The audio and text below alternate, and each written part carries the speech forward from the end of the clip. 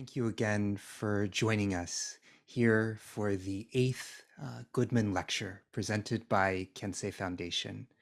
My name is Trent Walker. I'll be your host for the event today. I'm a member of the Kensei Foundation Academic Development Committee and also a postdoc at the Ho Center for Buddhist Studies at Stanford University.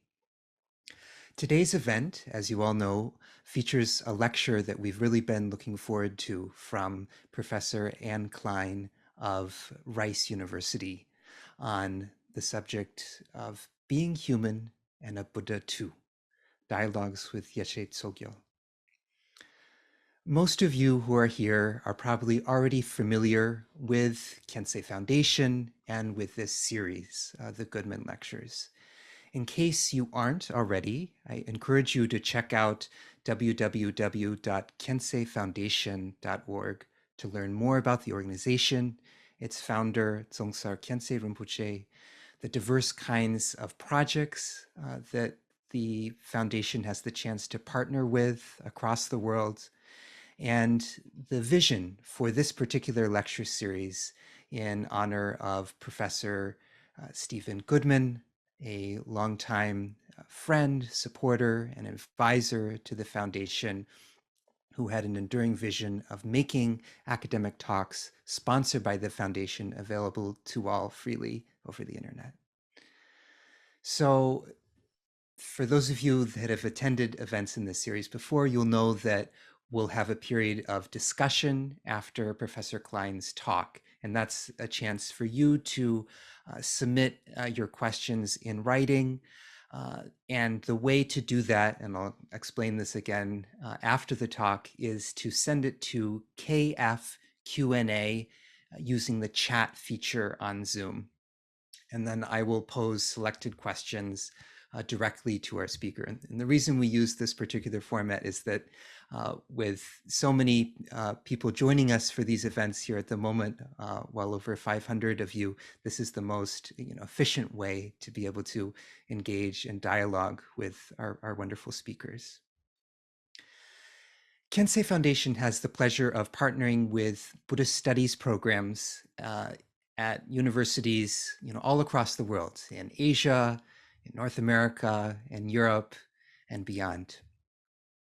And Rice University in Houston, Texas, is home to one such program. And it's really through Professor Klein's energetic leadership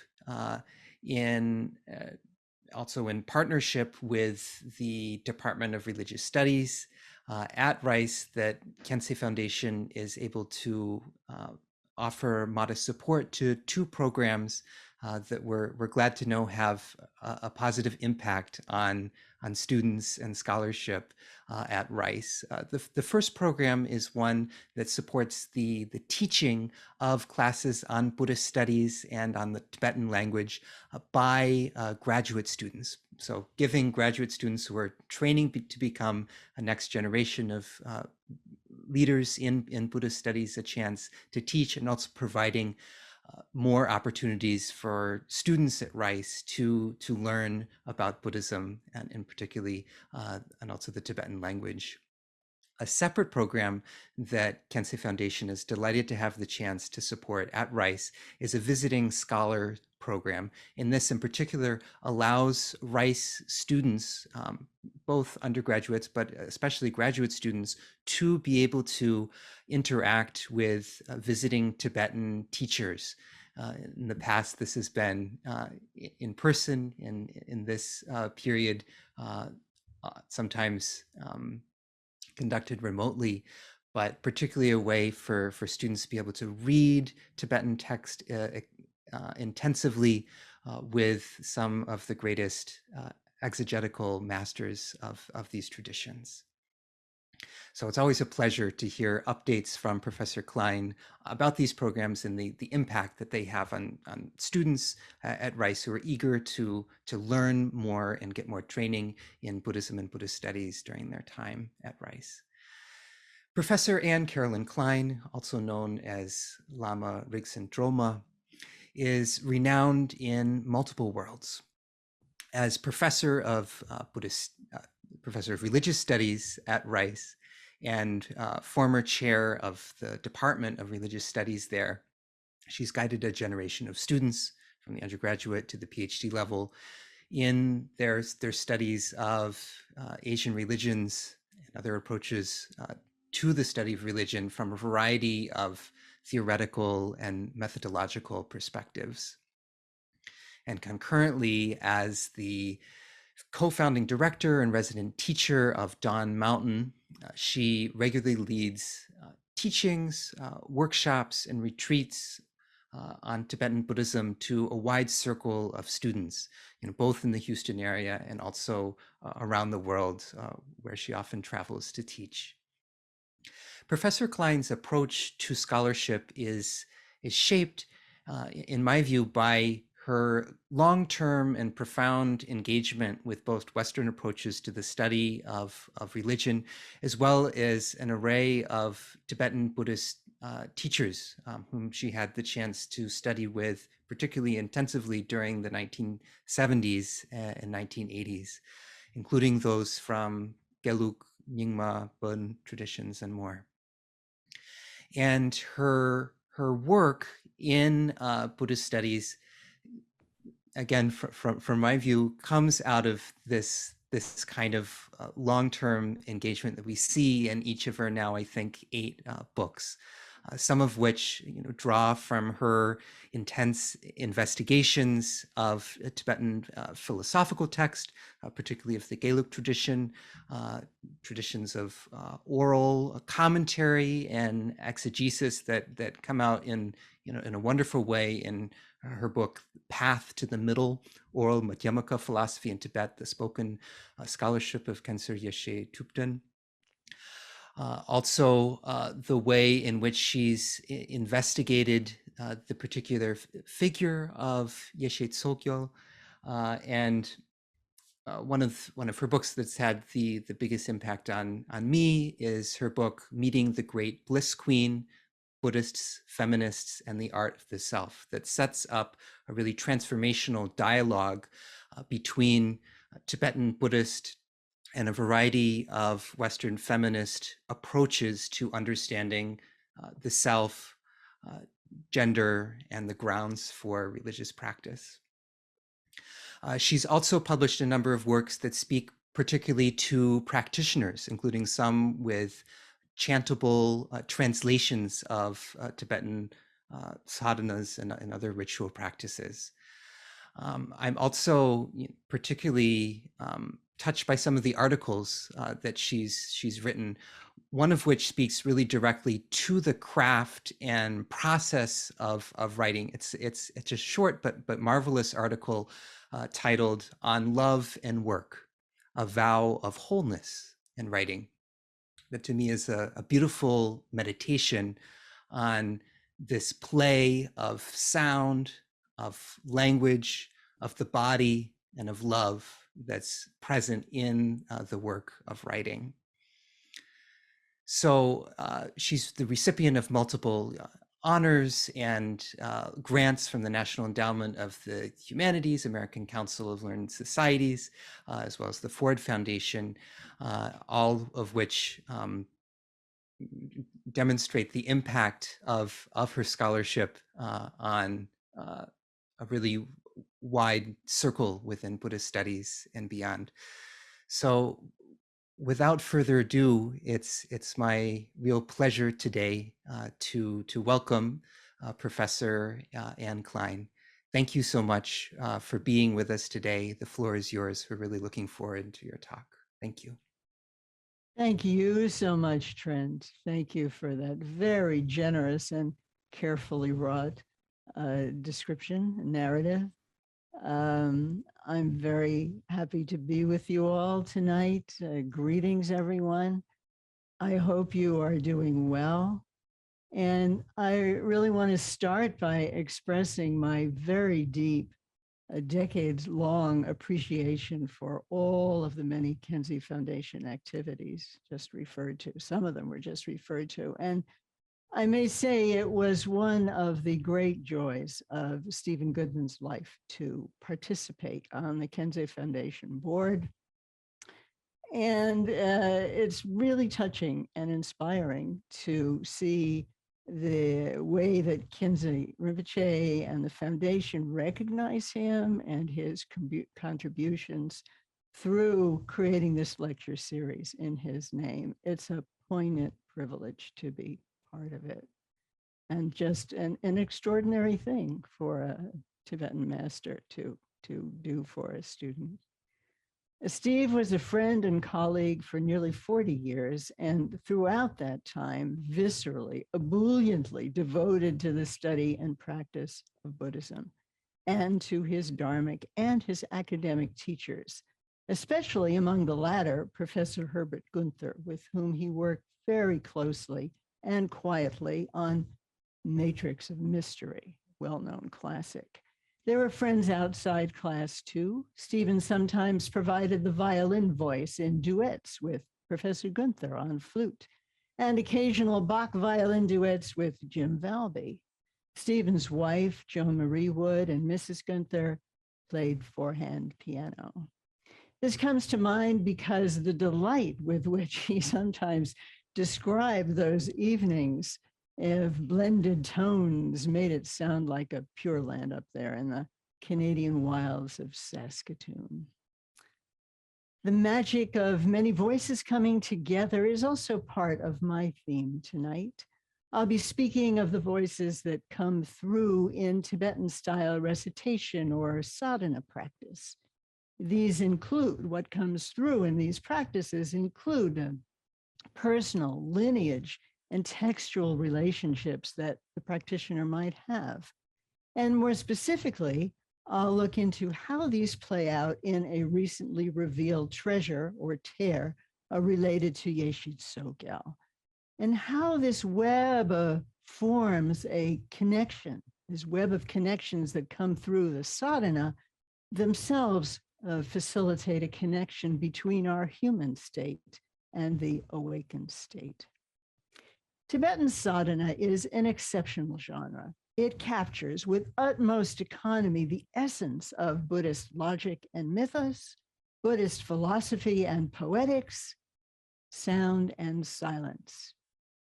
Its rhythmic lines are an echo chamber for millennia of textual traditions, images, and inspired writings. Indeed, one phrase of such practice texts can synthesize centuries of Indian and Tibetan reflections on bodhicitta, wisdom, or the relationship of the dharma-dhātu, one's relationship to the dharma-dhātu, for example. This interests me. A sadhana is fundamentally a narrative for awakening. It is a story. It is also a path. It may be performed in solitude or with others, but it's never a solo performance. It's a testament to the promise of awakening, and it's a conversation between awakened and confused elements of human experience. In this way, sadhana can be understood to replicate how Buddhist teachings have always proceeded, starting with Gautama Buddha, offering advice to students, wisdom, addressing confusion. These kinds of conversations also become internalized, and sadhanas help shape the practitioner's inner dialogue between our confused self and the part of us that yearns for wisdom. The term sadhana, as you may know, comes from the Sanskrit root sadhu, meaning go straight to the goal.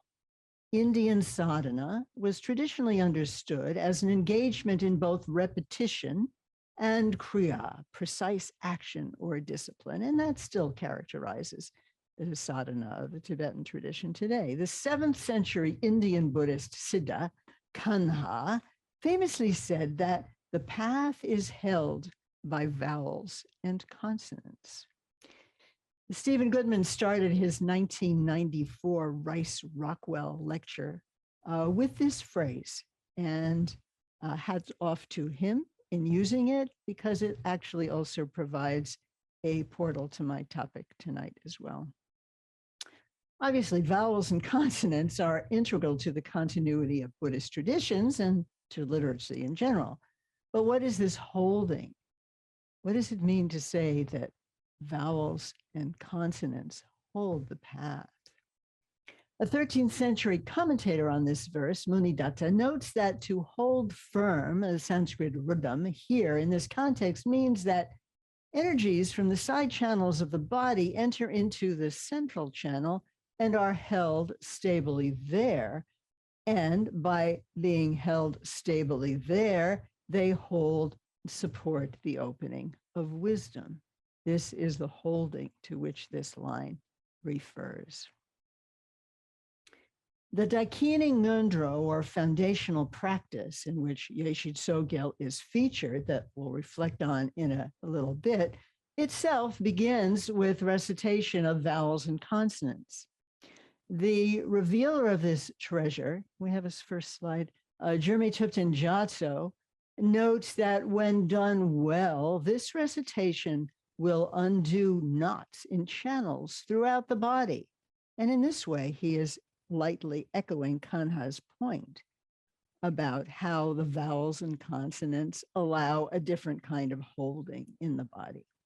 Traditionally, of course, practitioners will arrange their body in a lotus or half lotus posture, which, as you probably know, is praised for optimizing smooth flows of energy throughout the body. So all this makes clear that sadhana speech encompasses more than cognitive meaning. It speaks in the language of bodily energies as well. Indeed, in one of his wisdom chats, Sera Khandro, Jigme Lingpa emphatically states, the essence of speech is wind, lung, energy. That's the essence of speech. Jigme Lingpa, too, in effect, is echoing Kanha's point about how sounding syllables or words helps bring wisdom energy alive in the body. So sādhanas are spoken, but the language is not words alone. In light of this, I'm wanting here to bring forward not only our sādhana's literary or textual dimensions, which I'll be talking about, but also the way it engages body, speech, and mind in an interactively integrated process that gradually moves towards a state of wholeness or completeness, dzog, as is appropriate for practice such as this, imbued with Dzogchen principles. So, when the sounds of Sanskrit vowels and consonants are recited, whose voice is reciting them? Yours, Yeshe Tsogyal's, the whole lineage resounding the lines through you. In other words, what is an ordinary person's relationship to wisdom in the midst of cultivating it? That relationship, that changing relationship at the core of the sadhana conversation between you and the wisdom being, in this case, Yeshe Tsogyal, is the mysterious state of allowing us again to inquire. It's another way of inquiring into the nature of self, really, to ask, whose voice is it? Who is reciting? You didn't write those words. You are feeling them, but they come to us through centuries. And also, in the case of a terma, through the specific revelation. But if this recitation, if we consider it a kind of ventriloquy, does it kind of duet? Does it originate with the ordinary you or with your Buddha nature, as exemplified by Yeshe Tsogyal? Maybe there are more than two options. Since in Tibetan practice, one's teacher is always the essence, the ngo of the awakened being central to the sadhana, is the recitation in part your teacher's voice? You probably first heard it from your teacher, probably echoes in your mind, heart, and which itself contains many voices of lineage texts and transmissions. One voice, many voices.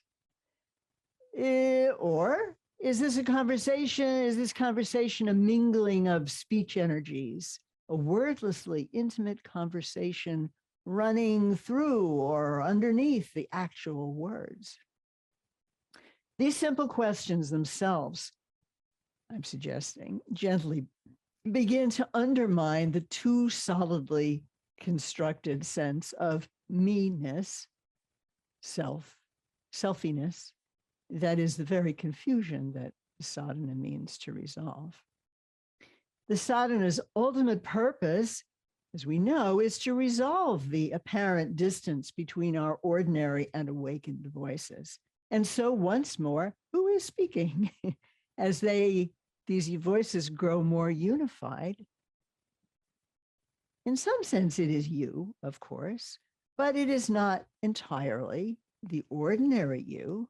So to take account of this situation, next slide, please. Gyurme Thupten Gyatso, the revealer of the terma, which we're headed toward unpacking a bit, uses the term, I love this term, nga mebe nga, literally the I which is not I, the me-less me. This is a key term, actually, in exploring the unique texture of sadhana. And I think we will see that it helps stitch together many of the sadhana's vital threads. We could stop for a little bit, then we'll start.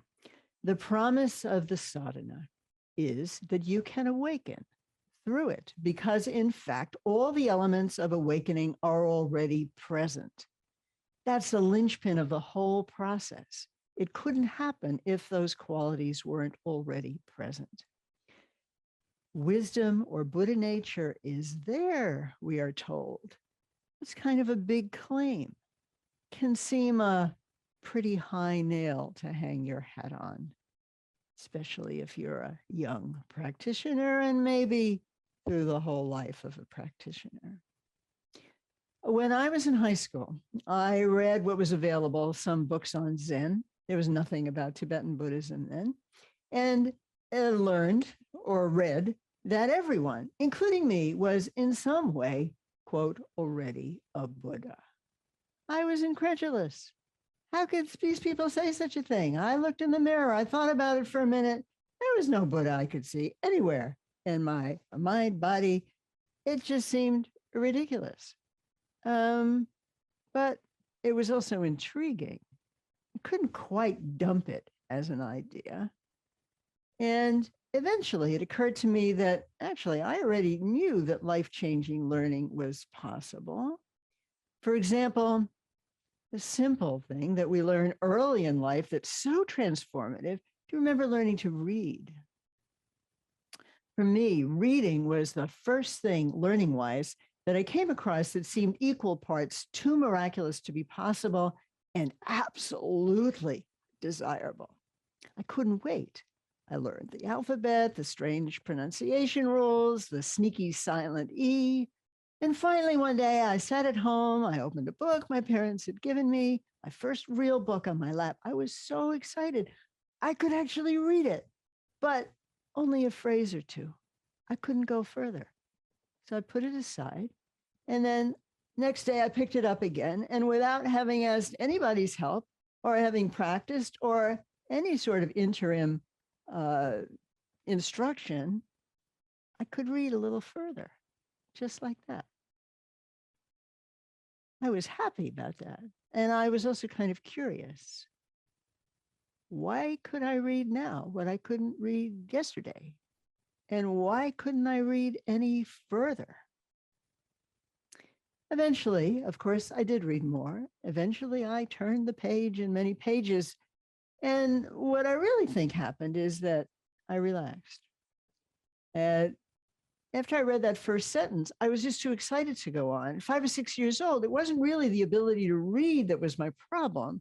It was my then lifelong, when you're 5 or 6, already seems like a long time, my lifelong conception of myself as someone who could not read.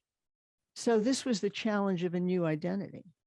Even a highly desired new identity can tense us up, and it tensed me up enough so that in that moment I couldn't progress. But by the next day, I was used to seeing myself as somebody who could read a little bit. Okay, well then I could read a little more. It wasn't just about knowing words. I just wasn't ready to be a certain type of idealized version of myself, a reader.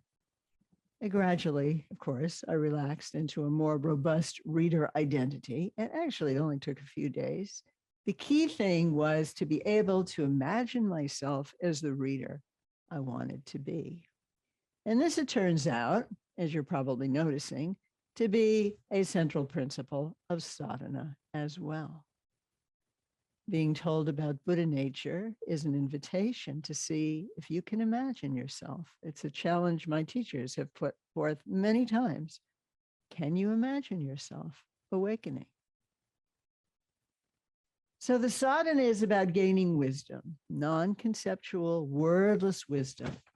In that case, it's reasonable to ask, as many students of Buddhism do, what do words, the words of the sadhana or any words, have to do with wisdom? Next slide. And then the famous first line of Rahula Bhadra's praise of the perfection of wisdom characterizes words as alien to wisdom. Masamjime shero paral chin, wisdom beyond talk, thought, or story, unborn, unceasing essence of space. That's what we bow down to. Why would words be alien to wisdom? We all learn so much through words. Jigme Lingpa's wisdom chat number 71 comments on this very verse to clarify why exactly speech or talk is not up to the task of expressing wisdom. It's precisely because, as we have already heard, and he here emphasizes, saying is speech. The essence of speech is wind, is energy.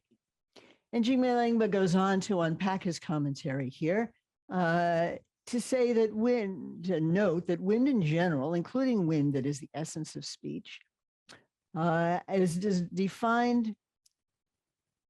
It's like speech is using ordinary energy, which is on those side channels, not connected with the wisdom channel. And that's why ordinary speech is fundamentally incapable of expressing wisdom.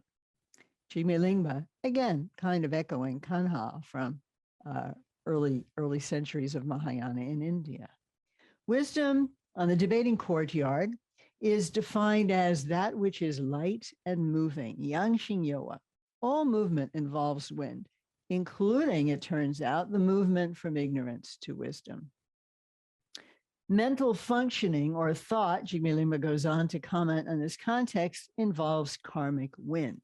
And so for him, that's why wisdom can't be said or spoken, because ordinary speech, like ordinary thought, rides the karmic winds, is stuck in the side channels. So obviously, the entire sadhana is composed of speech. And speech, we can see, is both energy and scriptural transmission. And they're homonyms in Tibetan. Scriptural transmission, probably know this word lung.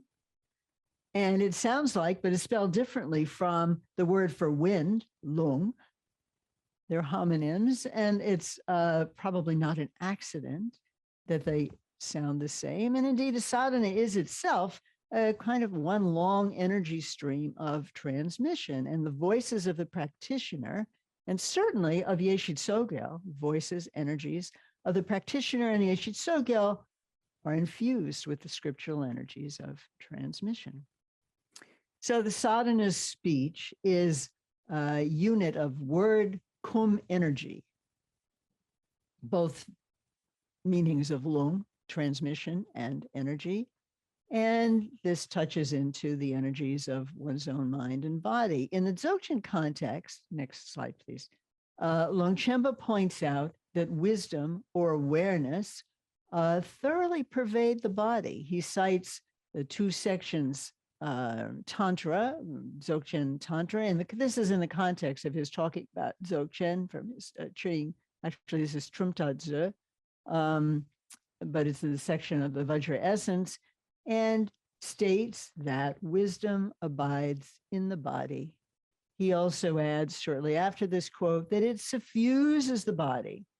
In this way, we start to see how Longchenpa's, as well as Jigme Lingpa's voices resound in the sadhana practice itself.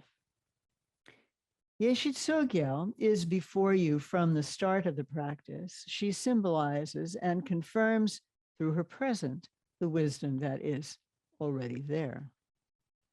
Still, shedding any habit or sense of identity can be hard. The me-ness that perpetuates ordinary self-construction is a tough partner to talk down. And one of the most skillful ways of unselfing the self, again, is the sadhana. And that's why, no doubt, and Tibetans translated the Sanskrit term sadhana as trupta, literally method for accomplishing. Accomplishing what? The wisdom of wakefulness. What one is becoming, the new identity in the context of this particular sadhana, as we have noted, is a me which is not me, but is Yeshe Tsogyal. Hence, sadhana practice is fundamentally, going back to basics here, it's a human being trying to connect with an awakened being and or with the awakened part of oneself, because this awakened being will turn out to be no different from the practitioner. And that's the juice of the sadhana. And it's also the juice of every student-teacher conversation since the time of Buddha. Iconic instances of such conversations in India and Tibet include Asanga and Maitreya, Tsongkhapa and Manjushri, or Sera Khandro speaking with Yeshe Tsogyal while at the same time being an emanation of her, as Professor Sarah Jacoby so relatedly discussed in a previous Goodman lecture. Another relevant example is Jigme Lingpa's famous 3 visions of Longchenpa's wisdom body, from which we receive full transmission. In some iterations of Longchenpa's incarnation history, detailed in Stephen Goodman's article in the volume he edited with Ron Davidson, Reason and Revelation, Stephen shows there are texts that say that Jigme Lingpa himself is a reincarnation of Longchen Rabjam, just as Sera Khandro is of Yeshe Tsogyal. Are their encounters then a meeting of 2 persons, or a conversation between 2 parts of the same person, or some of a continuum of personae? We can ask the same about the sadhana practitioner's interaction with Yeshe Tsogyal. Both participate in the song that is the sadhana, a golden opportunity for ordinary and wisdom minds to negotiate with each other. So before we go to a few lines from the sadhana, I'd like to look at how some of the premises of this negotiation between a practitioner and awakened being have been articulated by key figures whose transmissions surface in the sadhana, at least in my reading, especially the intertwined voices of Asanga and Longchenpa. So of course, this sadhana is part of the Mahayana tradition, and as such, it engages in the bodhisattva ethos. In this light, it's interesting to note when Longchenpa talks about the bodhisattva path in the context of sutra in Trumta Dzu, Precious Treasury of Philosophical Systems, his first priority is to draw attention to the inborn Buddha potential, Rik or Gotra, that makes it possible to develop awakened qualities. The next slide, please. And he cites Asanga's famous Uttara Tantra, Sublime Mind Stream, who says, if you did not have that crucial Buddha element, you would not be dissatisfied by suffering, nor would you seek out or take interest in freedom from it, or even aspire to it. Another evocation of the centrality of reckoning with what seemed so outrageous to me in high school and later, the conviction that there is some Buddha-ness in you already. Longchenpa's emphasis here, it seems to me, helps practitioners pivot toward the even greater significance of Buddha nature as Longchenpa waxes eloquent about Dzogchen. In the Precious Treasury of the Dharma-dhātu, next slide, please, he cites a passage from the all-creating monarch, an important Dzogchen Tantra, which is kind of a theme song of really perhaps Mahayana practice in general, certainly of Dzogchen. Do you have that? Okay. Nothing hinders waking more and then remaining unaware of what is already there You passed it. Just there without fuss or strain. There it is. And this is, since Trent kindly mentioned, this is, here's Richard Barron's wonderful translation, and here's my chantable English translation. I really do feel it's a theme song, you know?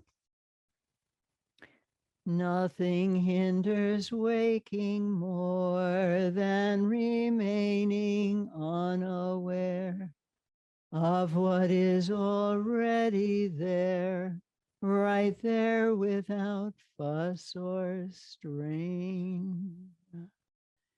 So the point is that appreciating the possibilities in the Yeshe Tsogyal sadhana, or any sadhana, or any Mahayana practice really, depends very much on conviction in Buddha nature. This is one way that Longchenpa's voice resonates in the sadhana. And there are two related pivots, or we can call them Gnostic turns toward Dzogchen, that Longchenpa makes in his discussion of Madhyamaka that are relevant to practice here. In these same sections on Bodhisattva and Madhyamaka in Treasury of Philosophical Systems, chapters 3 and 4, Longchenpa identifies dharma-dhātu as ultimate truth. He's not dismissing the importance of emptiness, but he reframes, or he frames emptiness as an epithet and part of the functioning of the dharma-dhātu. He writes, emptiness itself is the dharma-dhātu in which things manifest. In short, the dharma-dhātu is the source, or as Stephen Goodman would say, the ultimate dance floor for everything. Though Longchenpa links the dharma-dhātu with emptiness, he never in this context calls emptiness ultimate truth. He also, in the same section on Madhyamaka, not yet Dzogchen, on Madhyamaka, he glosses the dharma-dhātu as mind nature, semi, central to Dzogchen, and calls it the ultimate Buddha lineage, Gotra. So there's an answer to the puzzlement of how could I possibly have Buddha nature? Well, you have, your mind has a nature, and that's it. That's what Longchenpa says in the context of Madhyamaka. His naming the dharma-dhātu as ultimate is part of, we could call his Gnostic turn in Madhyamaka, in the sense that it helps practitioners and philosophers too appreciate the emphasis at the opening of his precious treasury of the dharma-dhātu, his magnificent opus, Dzogchen, where he emphasizes that nothing ever departs from the dharma-dhātu. You can't leave the dharma-dhātu. It's your Buddha nature. You can't get away from it.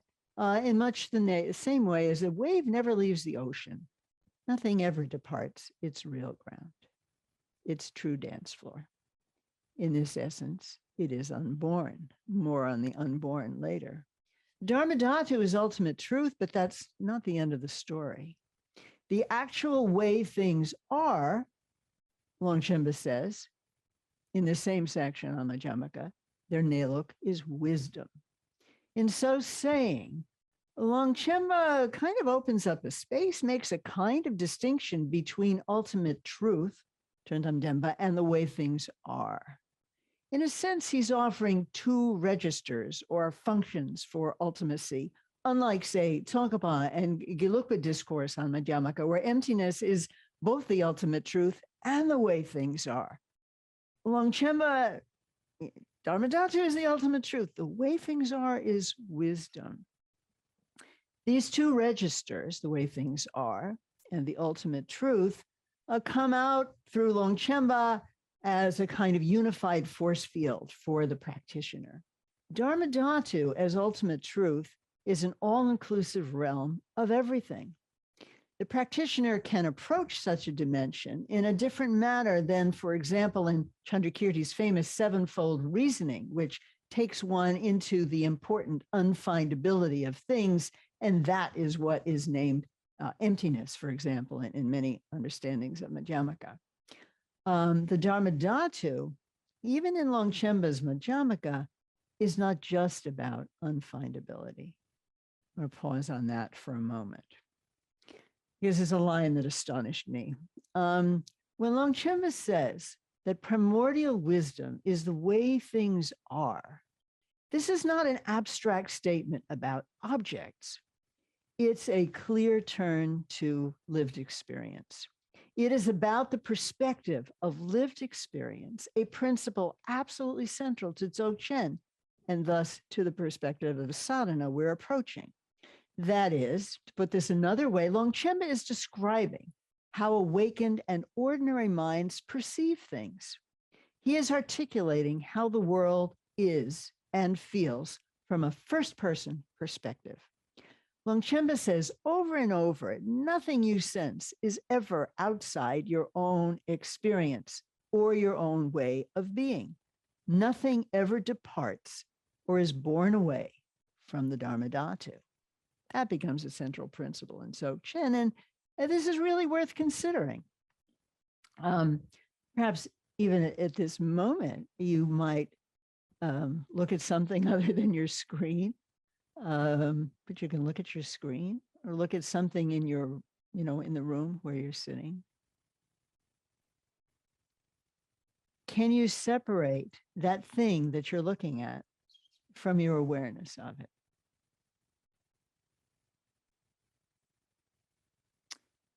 If not, if you can't, then does that mean that this object is somehow located in, resting on, perceived through your awareness? Is that what it means, that the real nature in the end is your awareness, like a reflection in water? The nature of that is water because that's where it is. For Longchenpa, and in Dzogchen traditions more broadly, this seems to be very much the case. Can you ever look at anything, much less your own mind, except through the lens of some type of awareness? The fact that you can't has been called by science the problem of consciousness. For Dzogchen, this so-called problem is actually a profound insight into how things are, a recognition of unique features of consciousness itself. You can't leave home without it. In fact, you can never leave home. When Longchenpa says wisdom is everywhere, he means that it is everywhere in our experience. But this isn't obvious to us. We see objects, including other people, including awakening, which can seem like an object, as external, and we feel perennially implicated in two-ness. We find our human failings to be hard evidence that awakening is not in the palm of our hand just now. That's because we forget that the dharma-dhātu, the all-inclusive dance floor of the dharma-dhātu, includes all of us. Hence the conversation with Yeshe Tsogyal. When we don't get this all-inclusivity, we feel, Yeshe Tsogyal, how could I be you, Tara? In sum then, and we'll come to the next slide in a moment, there are three interrelated Gnostic turns by which Longchenpa pivots toward Dzogchen in discussing the middle way, and does so in ways that resonate in practice with our sadhana. So the first, as we've said, ultimate truth, the source realm, the dharma-dhātu, that's the ultimate truth. Its emptiness is the emptiness in which all things arise. Second, wisdom is the actual way things are. You can also say it is the unborn nature of all things. And the ultimate wisdom, Longchenpa says in the same context, can't be known by anything other than itself. The ordinary mind, as Jigme Lingpa points out, ordinary thought, ordinary speech can't know wisdom. It's got the wrong energy. It doesn't have the juju. Only wisdom knows wisdom. Before we go on to see how these resonate with lines from the sadhana, a moment to consider how the Yeshe Tsogyal practice relates to her famous autobiographies. A good story starts with a plight and works towards unwinding it. This much is true of Yeshe Tsogyal's life story and with the sadhana practitioners' situation as well. As you probably know, there are two main autobiographies available in English, Sky Dancer, Taksam Nuden Dorje, translated by Keith Dowman, and more recently and wonderfully, The Life and Visions of Yeshe Tsogyal, autobiography of the great wisdom queen, revealed by Trima Kunga and translated by Chenyi Drolma. These stories give a human touch to our relationship with Yeshe Tsogyal. She has to free herself from the worst kind of worldly plights, cruelly persistent, even criminal suitors, parents deaf to her pleas, before she can live out her stunning discipleship. Somewhat similarly, we sadhana practitioners seek freedom from our own life's plights, and in this way, loosely echo the trajectory of Tsogyal herself, engaging as she did in a process that brings human and Buddha nature into dialogue, ultimately discovering there really are not two sides to this conversation.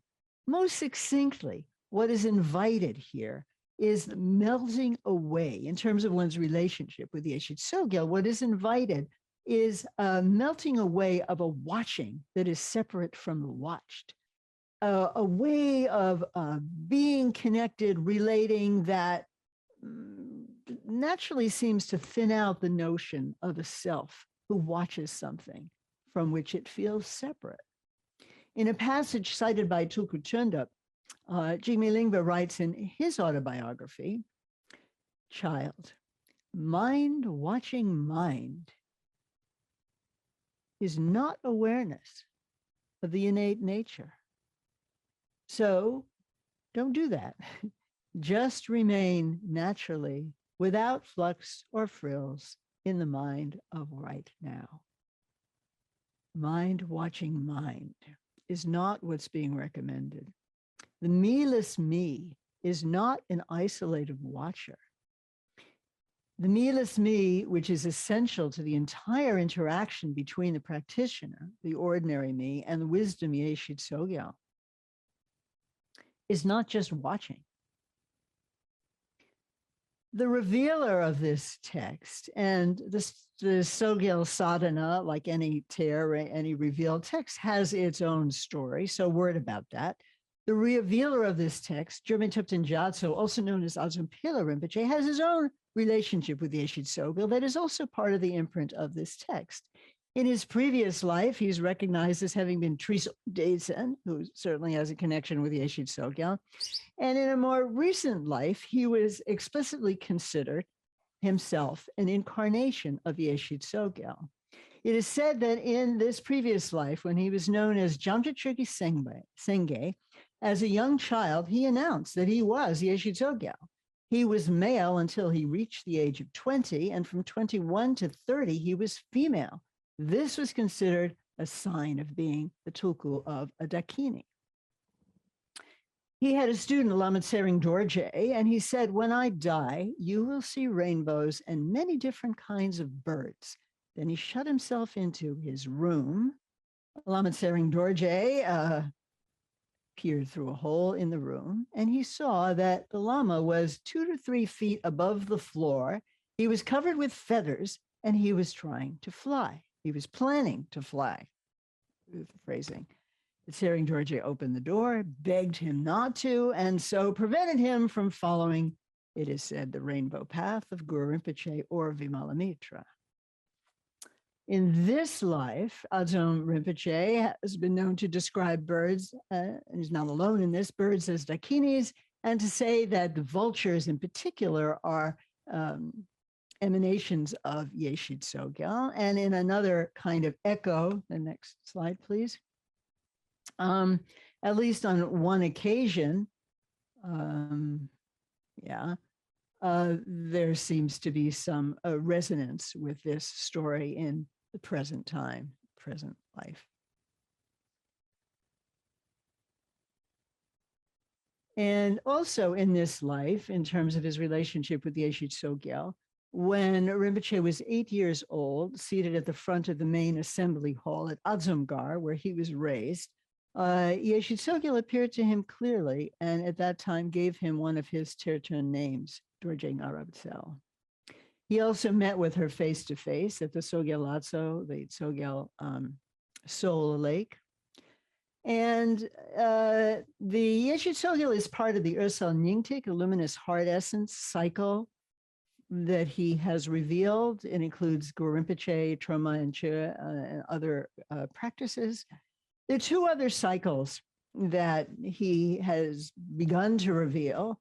Jambel Dzogchen, Manjushri Dzogchen, which he received in the cave of Vimalamitra at Wutashan, and the lotus heart essence, the Pema Nyingtik, which he received through, it seems, a day of writing and constantly receiving this particular treasure on Potu Island off the coast of Shanghai, which is revered throughout China as the home of Guanyin.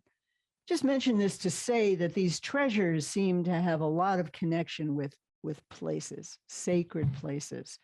And of course, the Nyingtik in the title, Ursel Nyingtik or Pema Nyingtik, is calling to mind the famous heart essence legacy of Dzogchen. So in the practice itself, we find that the mythic dimensions of Yeshe Tsogyal, the resonance with early masters, is there from the very first line. The very first line in the next slide, slide 10, really we can say evokes the entire practice. Oh, these are the, it has two parts, the Yeshe Tsogyal Triptych. There's the foundational Dakini practice, which is what I'm talking from right now. And there's also the Triptych accomplishment practice. These two go together. In the Ngundro, the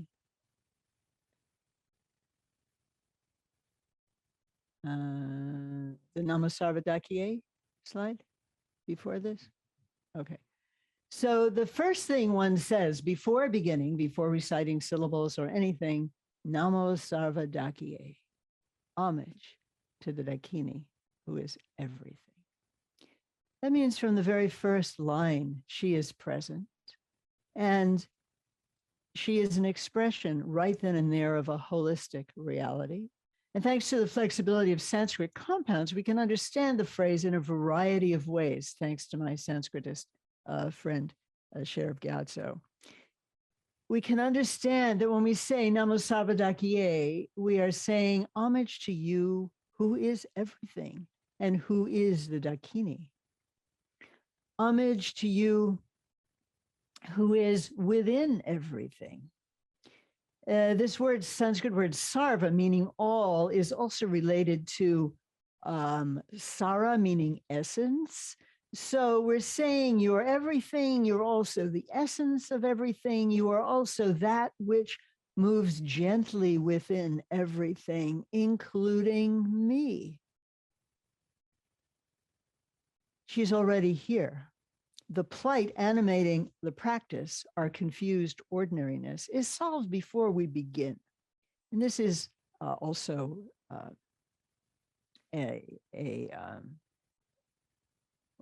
what do you say? This is the way Dzogchen understands things.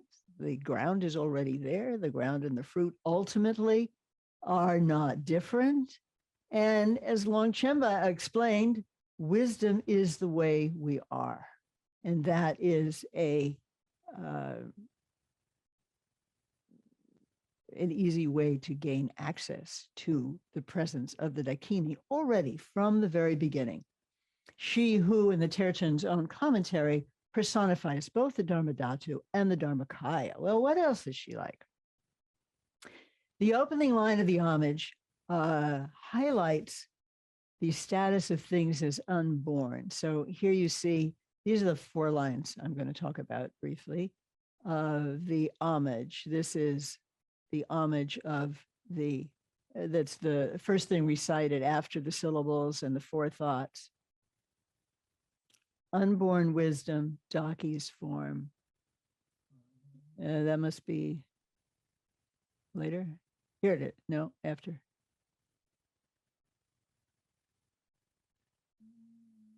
That must be out of order. I'm sorry. No, what happened to it? You had it. We saw it earlier. It's earlier. That's the problem. Ah, okay. And when you can, we'll play. So there's a lot in these 4 lines. And a friend and practitioner, the singer, songwriter, Laurel Springelmeyer, has made a clip for us so that you can hear it in English. Rinpoche used to say, the blessings come in more completely when you sing. And also, it's really important to understand the words. So if you can sing in your own language, it's helpful whenever you get that. Do you have that clip of Laurel? Yeah. She'll sing it 3 times, which will give us a chance to get familiar with these words. And then I'll tell you a little bit about how they are echoing past masters.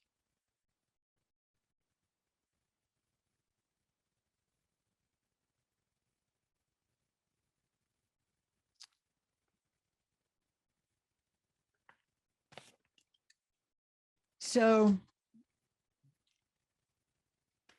we've seen already that nothing ever leaves the dharma-dhātu. And that's one sense. Homage, unborn wisdom, dark is form, self-sprung Tsogyal Heruka, rest neither erase nor place, face known refuge mind awakes. Homage, unborn wisdom, dark is form, self-sprung Tsogyal Heruka, rest neither erase nor place, face known refuge mind awakes. Homage, unborn wisdom, dark is form, self-sprung Tsogyal Heruka, rest neither erase nor place, face known refuge mind awakes. Yeah. So the epithet unborn, with which this begins, evokes a state of wholeness, non-separation, including not being separate from unceasing arising. This homage, spoken from the heart, has the potential to catalyze a particular inner state. This moment is a transmission, it's dialogue, it's attunement, and in this way reduces the distance between Yeshe Tsogyal and the practitioner. So what does unborn mean? The echo chamber is long. Oh, it doesn't mean unfindability, particularly, as we've said before, although in classic Madhyamaka, it does. In Chandrakirti's Madhyamaka Avatara, unborn means that when we look at the thing we think has been produced, you know, the sprout or the table or our own mind, we can't find it. And that is its emptiness. That's one echo. But in Longchenpa's Gnostically oriented Madhyamaka and in Dzogchen, even more explicitly, the unborn doesn't just mean unfindable. It also means no separation from our source realm, our mind nature, the dharma-dhātu. This is an open arena, this nature of ours that is infinitely vast and exquisitely intimate. As such, it has space for everything without contradiction, samsara and nirvana, ordinary and awakened. Nothing ever leaves or is born from this. Longchenpa's Madhyamaka has already identified the Dharma's emptiness as the source realm from which everything manifests. And in his first chapter on treating Zu, the dharma-dhātu treasure, he says very clearly, swirl and peace, samsara and nirvana, dawning of their own accord, never depart the realm that is their very source. That which is unborn has no boundaries, bears no contradictions. Our foolishness, our confusion is not evidence that we don't have Buddha nature. That's a big piece of information. So we already know from Namo Sarva Daki that the Dakini is not separate, and this is emphasized here. It's also important to note that being unborn by no means stops the action. In the next line, self-sprung Tsogyal Heruka, she steps forward. She is unborn and also unceasing, as wisdom itself is described, as we saw. Heruka is glossed as the 3 kayas, emanation, he, dimension, nirmanakaya, ru, sambhogakaya, ka, dharmakaya. That's one etymology of it that Rinpoche himself used in explaining this line. So we see that unborn and unceasing as a trope, and it continues throughout the practice. It's a very significant trope throughout the tradition, and it heralds the radical inclusiveness of the dharma-dhātu, which stymies the ordinary mind. However, unborn and unceasing, like samsara and nirvana, are only contradictories when we forget the larger dimension, the grand dharma-dhātu dance hall through which all perception flows. Birth is movement and change. The birthless is still. But they dance together, and only wisdom can reckon with this.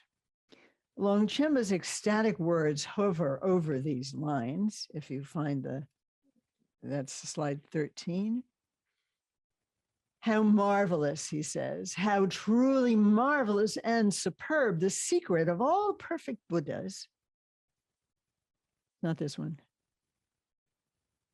is that all things are born within which what is unborn. Yet in the very act of their being born, there is no birth. And that's it.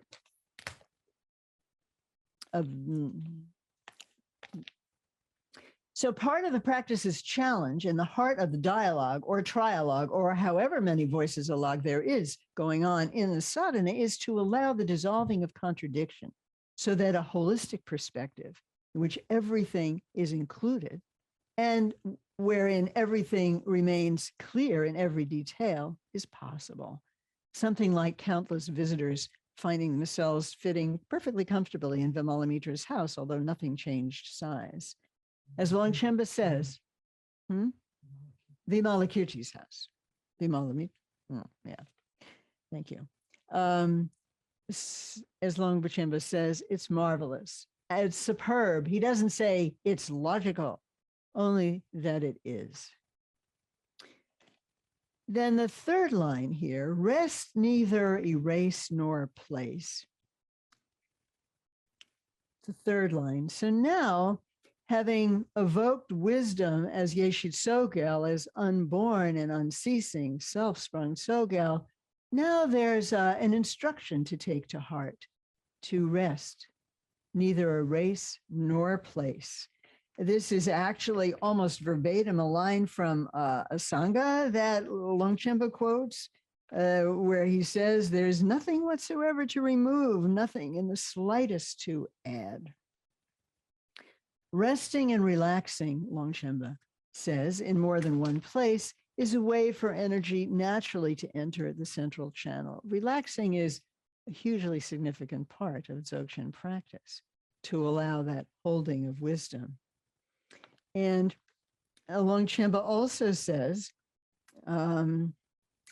slide 14, there is a natural, I just want to emphasize the relationship between ease and wisdom. There is a naturally occurring primordial wisdom that does not take sense objects as its referent point. Here it is. And there is primordial wisdom that is dynamic display and takes those objects as a referent point. But there is an enormous and crucial difference between this wisdom and ordinary thinking, which is what occurs when you do not know how to truly relax. Relaxing, wisdom, the way the energies happen when we're not relaxed is all at issue here. And finally, the fruition. When all of this ripens, in some sense, nothing has happened that isn't already available. But when this ripens, we recognize, in the next slide, we recognize our own face, which is wisdom. And within that state of recognition, identification, knowing our own face, next slide. No, where you got past it, okay.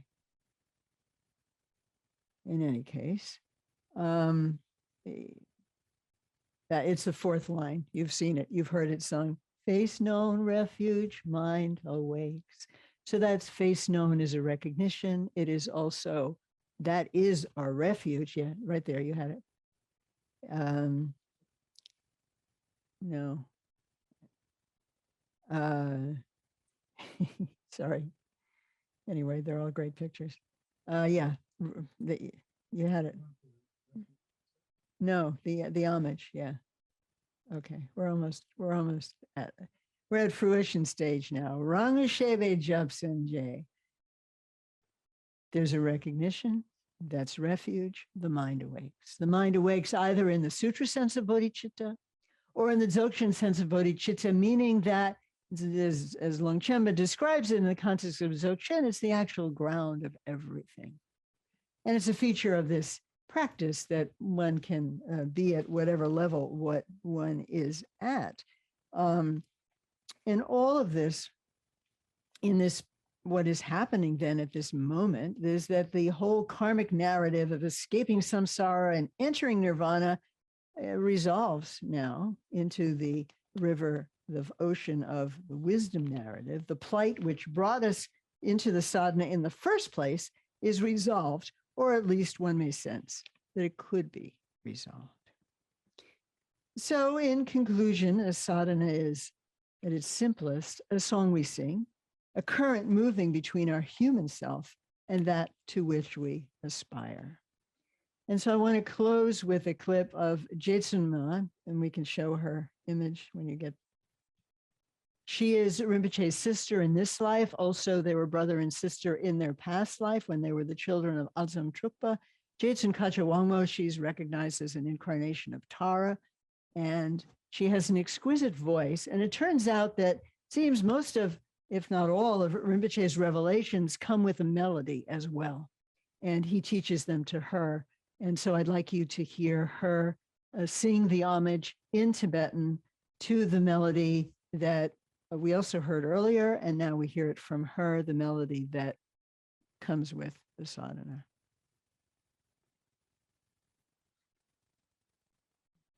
And then you can unshare.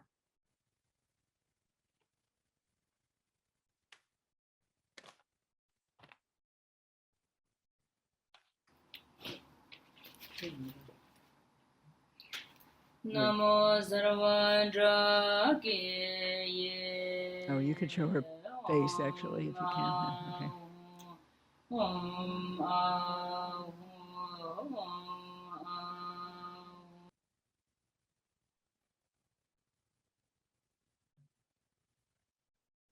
It's okay, but just will it play? Can you play the clip? Really? Okay. Should I look for it?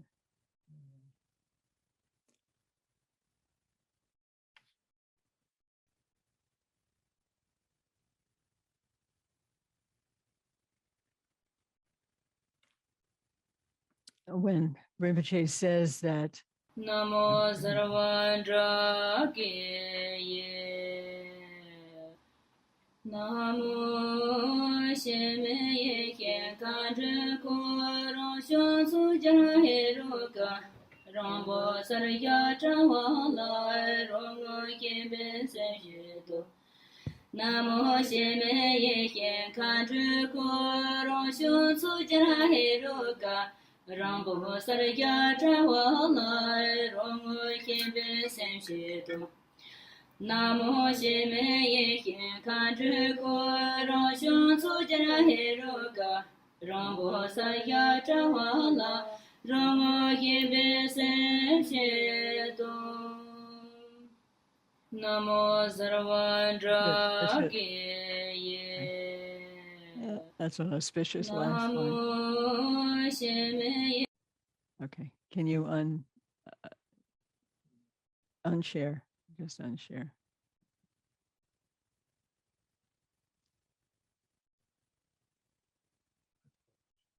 Okay. So there it is, dialogue in its most concise form in those lines. And ready for questions. Sorry, it went longer than I thought. Back to you, Trent. Thank you so very much, Professor Klein, for that illuminating talk, for the ways in which you brought together image and sound to be able to I'm not on the big screen. unpack such a rich kaleidoscope of views and understandings around this sadhana and its implications. So at this particular time in our event today, I'd like to invite those of you in the audience to submit questions in writing if you have questions that you'd like to ask Professor Klein.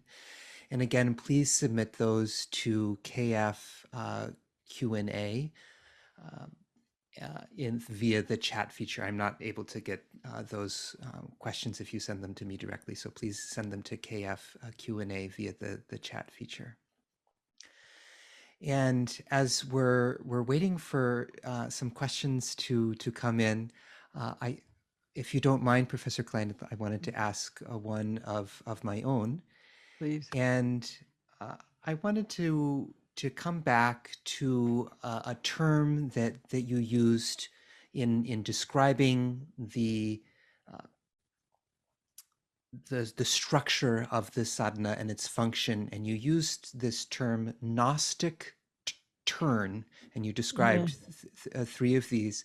Could you say a little bit more about what you mean by Gnostic Turn, and how does it describe what's going on in the sadhana?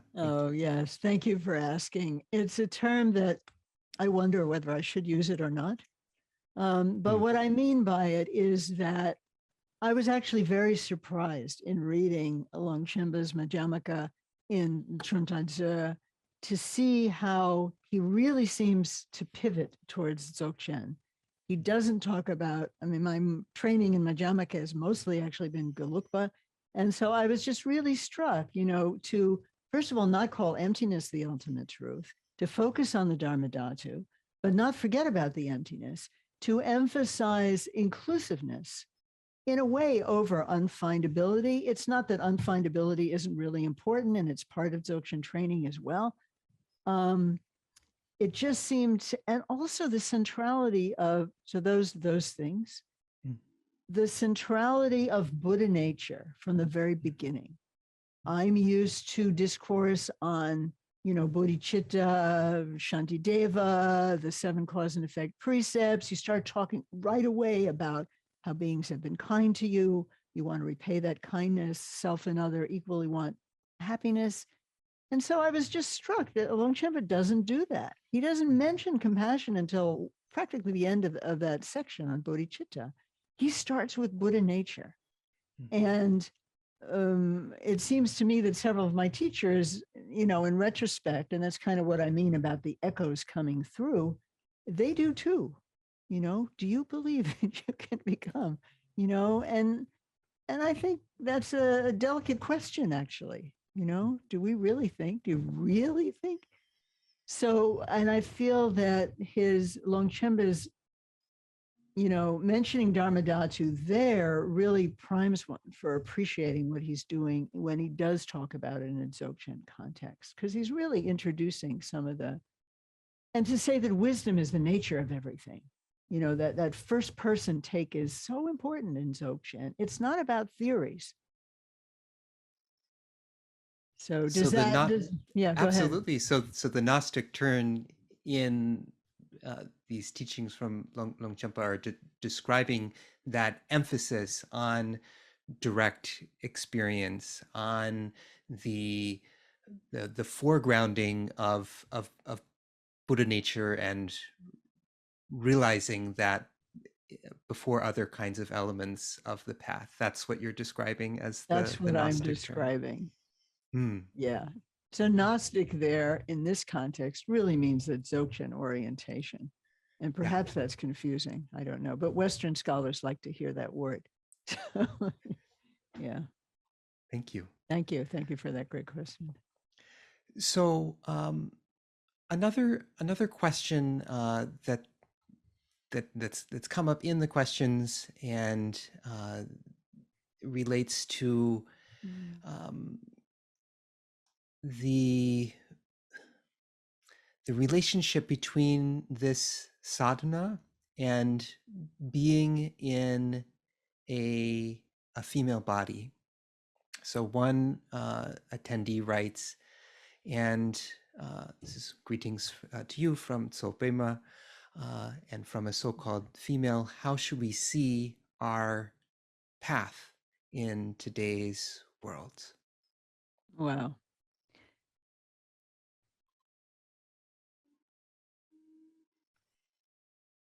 So being in a female body is obviously a different kind of placement in the world, in any culture, in any time. And the challenges are different and the dangers are different. And I think those are vividly expressed in the Sadhana, in the autobiographies. And one of the reasons I wanted to try to understand for myself the relationship between the sadhana and the autobiography was to evoke those difficulties, being, assaulted by suitors, for example, having to get permission to marry, all of these kinds of issues that happen to people in female bodies. And to see that in some ways, the story of the sadhana is one kind of plight of awakening, but the autobiography, I think, is an opportunity to reckon with the very strong feelings that men and women have that come up in our lives, the challenges, particularly in the context of women, particularly, of course, in something very resonant with that. And, that's kind of the Nirmanakaya story of Yeshe Tsogyal. The sadhana, the Sambhogakaya and the Dharmakaya don't exactly have a story in the same way. They don't have a human story. They don't have a human story that pulls us in with our emotions. And I think that's very important because I think that sitting down to practice, the rawness of those emotions have a place. I mean, they are also part of the dharma-dhātu. They are part of whatever they might be for anyone. They are part of what we bring to practice. And in some ways, I think that having a female body and the fact that she has one, of course, hers is made of light, or at least sometimes it is, gives a kind of permission and say, okay, I can think about this. And the three kayas are always present. And so this other possibility doesn't go away. The possibility of awakening didn't go away because of her difficulties. Of course, she had Guru Rinpoche as a very special tutor, but we also have teachers. And it's a great question. I'm not sure I'm totally getting at it. I think that, there's challenges. There's also, I studied the biography of Yeshe Tsogyal years and years and years ago with one of Dujum Rinpoche's sons. And he mentioned, and this was the first time I ever heard this, that, if things go right and you're not too assaulted by the confines of culture, that women's bodies really are very much primed for wisdom. And this is said, and that's something to, perhaps explore also. Wow, thank you. And thank you to the listener for bringing in that question. Really yes, appreciate it. If I were talking to you in response. person, I would ask you what you thought, because obviously you've thought about this. So thank you for the question. Go ahead. Another question that's coming in relates to the particular melody and melodies that are used for the recitation of these sadhanas. So one listener thanks you for this wonderful presentation and asks if you can comment on the significance of the tone and melodies of the sadhana and how they've been passed from teacher to student. Another great question. I only know that this particular Tirtan considers the melodies really important. he really teaches them to jitsuma and sort of, I'm told, conducts her. And so I know that he holds them very important. I'm not enough of a music theorist to talk about it in that sense. Yeah. And they come with, interesting is apparently the tear itself includes, it's not only words, somehow the melody comes through as well. I hope you get a chance to explore that with somebody familiar with, tonality in Tibetan music. I was thinking about music a lot throughout your lecture because you brought in so many musical metaphors. The idea of this question of who is reciting the sound. Is it a kind of duet? You mentioned also this idea of a dialogue, a trialogue, a however many voices a log. I'll always remember that. And this sort of relationship between music and song as a way of describing what is otherwise hard to describe. Mm. And then of course music is being used as a musical dimension. But I'm curious a little bit if I can ask just further on this, what sort of draws you to those musical images or metaphors in describing the, one could say, philosophical or ontological questions that you raise in the talk? Well, you've noticed something that's not entirely conscious, that I do that, but I am drawn to it because it feels like we all know that necessary as they are, there's a problem with words. They don't quite do it. And we also know that right brain, left brain, song, people who stutter don't stutter when they sing. There's something about singing that does something to the human body. And I think that is what Rinpoche is referring to in a Tibetan kind of way. They don't talk about right and left sides of the brain, but he says that the blessings, the chinlap, the waves of grace, as I might translate chinlap, the grace waves are really the sound waves in the end. And he says the chinlap, the blessings, it comes in better when you sing. And that makes that really resonates, really resonates. And it feels different to sing. And I think it has a lot to do with relaxation also, which is a really important principle that many Dzogchen teachers, including he, brings out quite significantly. There needs to be, it has to flow. The path flows. There's the staccato thing that happens to ordinary mind is something that can be thinned out, at least through song, it seems. And in that connection of the role of song, the role of chant, a number of attendees have asked about language and the role language has. So one attendee asks, for instance, how important is the sound of Tibetan in conveying the blessings? As you said, for Rinpoche's words of the blessing is more complete, or comes in more completely when you're saying, how important is the sound of Tibetan in conveying the blessings and the totality of meaning? Yeah, this is a subject that's quite, on the front lines in a way. I'll just tell you a couple of things that I've heard. Of course, Tibetan is something that's been recited for centuries by people devout and practiced, certainly adds something. One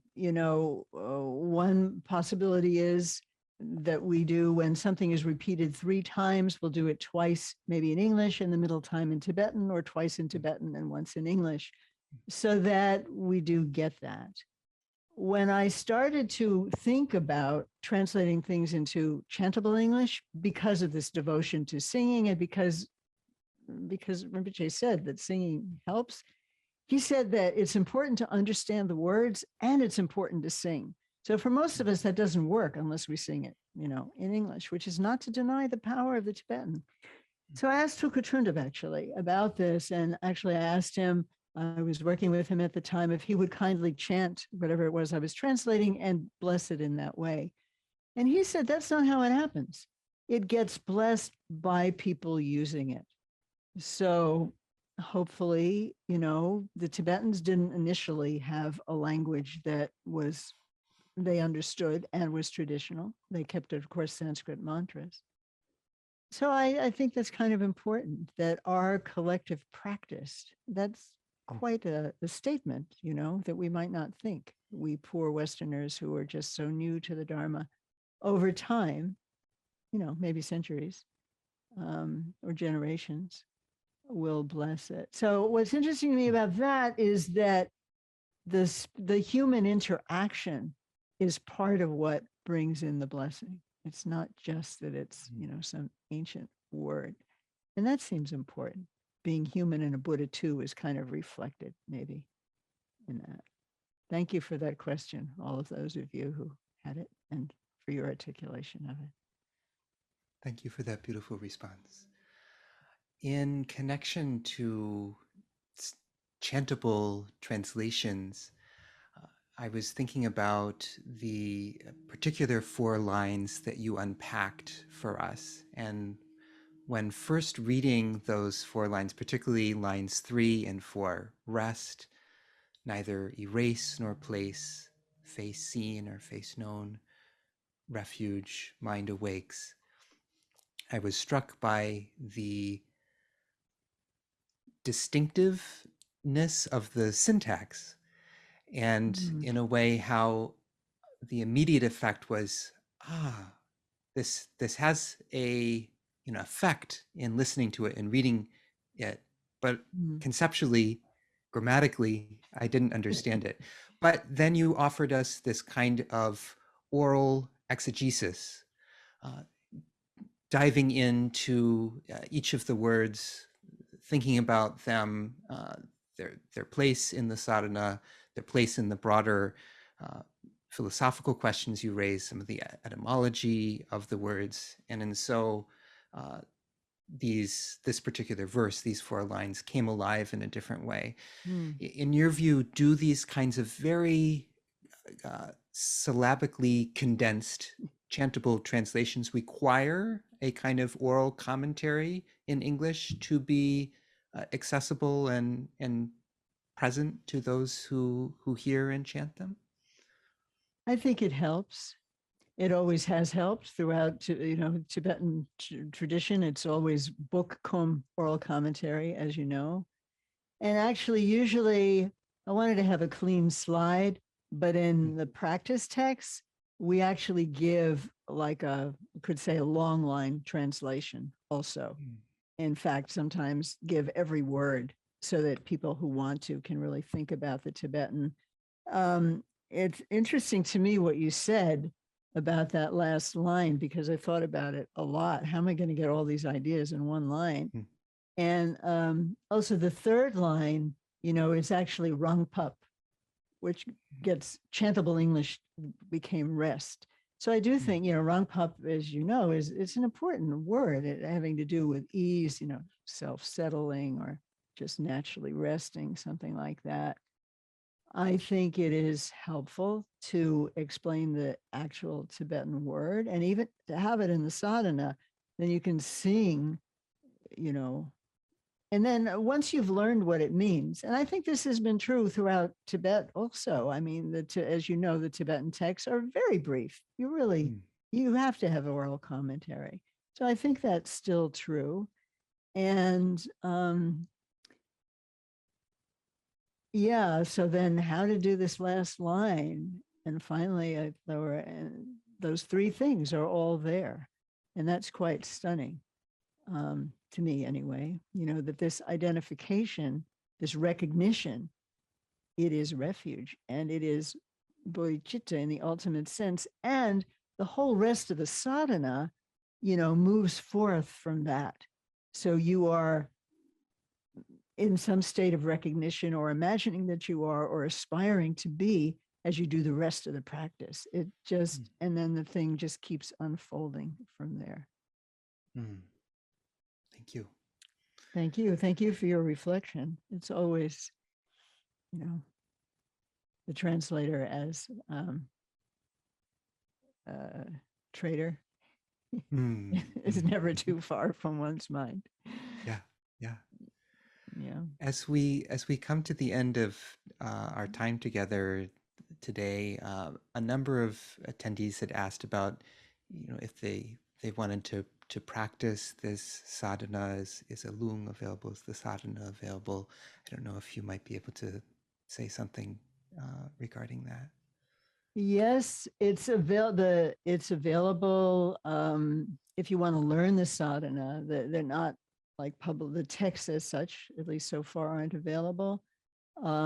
We teach it at Dawn Mountain, and Tara Mandala teaches it. So if you'd like to get in touch with us or with them, we will be happy to organize something. It's he wants it taught, actually. It was actually kept secret for many, many years, 7, I think. So yes, please be in touch if you would like to learn more about it.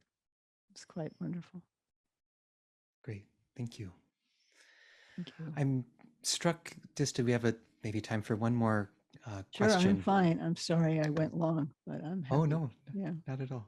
And a number of listeners have asked about sort of the connection between the words and the practice of this sadhana and everyday life, and realizing the dharma-dhātu. And my sense from these questions is a curiosity about how to do what's described in the sadhana in an everyday life. No, that is the question, isn't? That's really getting right down to it. Well, practice, aspiration. There are many practices that, if you're a practitioner, you probably know from your own teacher's tradition that really support this kind of practice. I think of Mipam Rinpoche's Negirik, the stillness movement and awareness of mind, pretty well known, to short text that gets you into observing your own mind. And because even though Jigme Lingpa says watching child, my child's mind, watching mind is not kind of the ultimate place to end up, but it is a place to start. And it is where most of us start.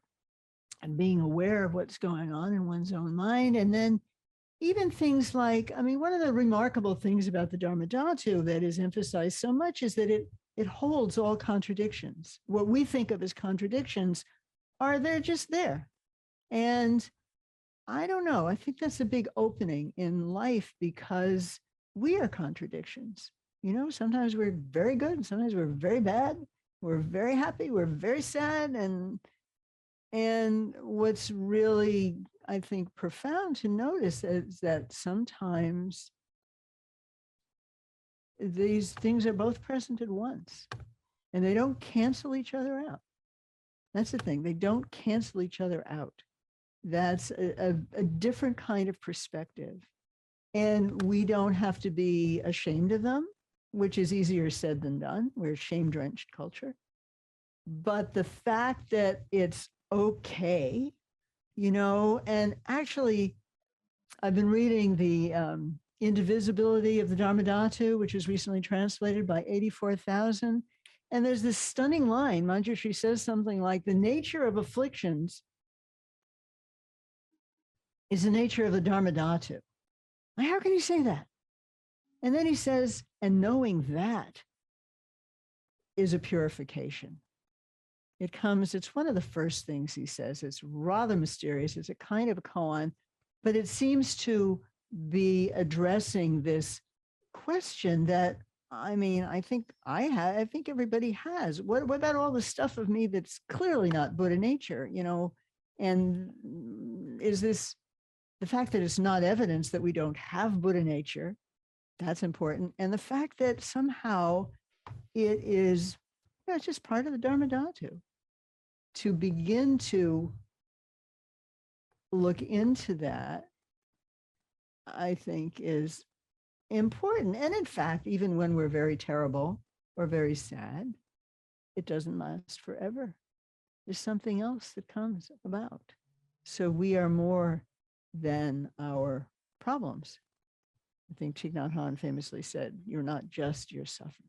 No, there's a whole dharma-dhātu of other kinds of qualities. So it's a very important issue that you're raising. I think it is the core of the dialogue and the sadhana. Who am I to try to be Yeshe Tsogyal? All these kinds of questions. Well, there's nothing outside the dharma-dhātu, and you're already here. That's a perfect place for us to end today. What an opening to what you described through the words of Stephen Goodman as to the whole dance floor Yeah. of the dharma-dhātu. Yeah. And so thank you again, everyone, for your questions, for your engagement in this event, and thank you very much, Professor Klein, for your talk, for showing us in so many different ways, whether that really finely noticed and remembered experience of learning to read, or the ways you unpacked these texts for us, for using all of these, one could say, treasures of pedagogy that you've cultivated. Really appreciate that, and of course your dialogue with the questions. So thank you. Thank you so much, and for being such a generous and careful listener. I've really appreciated throughout this series your questions and responses, and just thank you. You're a great host, is what I'm trying to say. Thank you very much, and thanks to the foundation. Thank you so much. Yeah. Thank you. So before we end, I want to draw everyone's attention to the next talk in this series, which will be by Professor Eviatar Schulman of the Hebrew University of Jerusalem.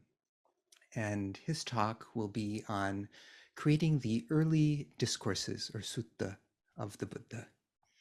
And it will take place on Thursday, February 10th of this year, at 5 p.m. Tel Aviv time, 7 a.m. Vancouver time, 3 p.m. London time, 11 p.m. Hong Kong time. If you're on the Kensei Foundation mailing list, you'll receive more info about Professor Schulman's lecture in early February, so just in a few weeks. The following months will include talks by Professor Naomi Appleton of the University of Edinburgh, Venerable Professor K.L. Dhamajoti of the University of Hong Kong. That particular lecture will be given in Chinese. And then also by Professor Jens Uwe Hartmann of the Ludwig Maximilian University of Munich. For more information, again, visit kenseifoundation.org/events, or also kenseifoundation.org/the Goodman Lectures.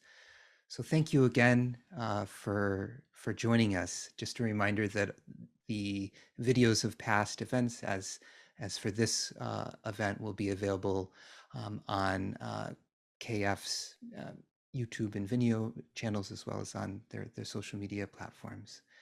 So thank you for joining us. We hope to see you again soon. May you all be safe and well. Thank you.